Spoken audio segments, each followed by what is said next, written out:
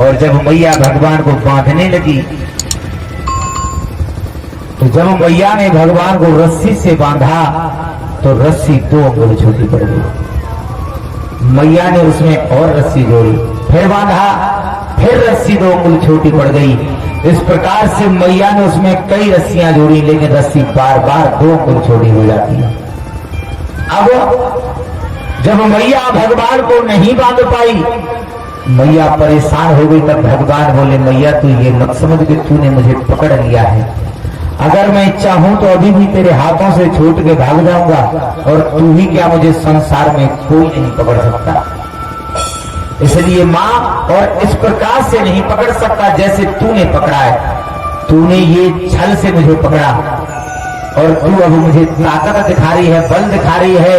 तेरे अंदर ये अहंकार हो गया कि तूने मुझे पकड़ लिया है मां, लेकिन तू ये नहीं जानती कि जो भी मुझे छल से और बल से बांधता है तो मुझे कभी नहीं बांध सकता।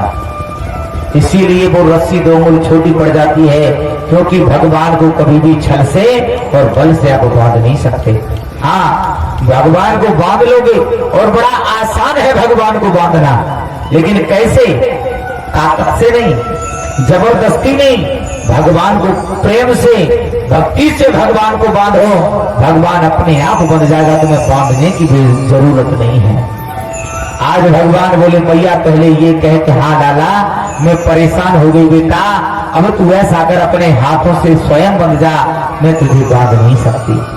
भगवान बोले, हाँ अब आई ना बात, अब ऐसा कर, अब तू मुझे खोल। जितनी रस्सियां तूने बांधी सभी रस्सियां खोल गई, और जिस रस्सी से तूने मुझे पहले बांधा था उसी रस्सी से मुझे बांध। आज भगवान को मैया ने बांधा,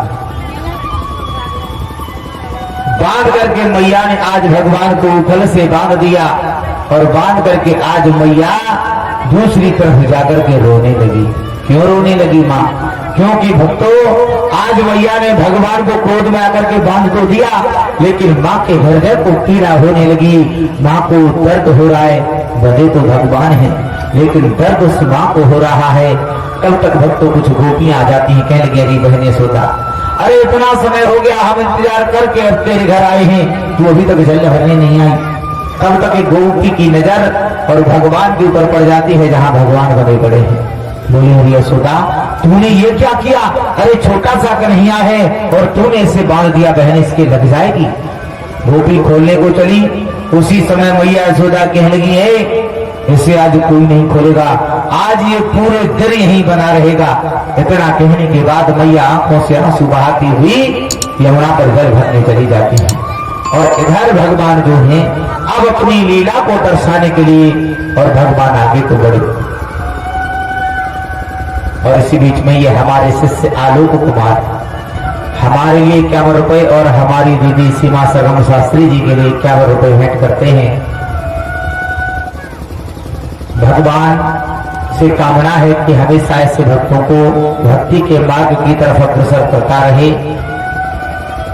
और उच्च पद पर भगवान इन्हें हमेशा बिठाता रहे। बोले भक्तवत्सल भगवान की। आज भक्तों, भगवान उस उखल को खींचते हुए अपने द्वार पर ले आते हैं, और द्वार पर नंद बाबा के द्वार पर 2 वृक्ष खड़े हैं, जिनका नाम है यमराज। यमराज उनके वृक्ष खड़े हैं। भगवान ने लाकर के वो उखल उन दोनों वृक्षों के बीच में फंसाया, और फंसा करके भगवान ने झटका मारा।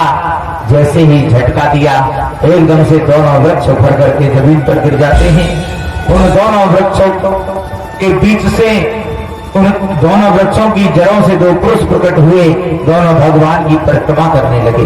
परिक्रमा करने के बाद में भक्तों आज भगवान से कहने लगे हैं, प्रभु अब हमारे लिए क्या आदेश है?